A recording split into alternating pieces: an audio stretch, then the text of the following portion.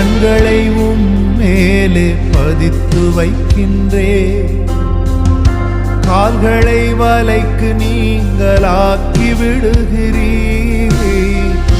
கண்களை மேலே பதித்து வைக்கின்றே, கால்களை வலைக்கு நீங்களாக்கி விடுகிறீர்.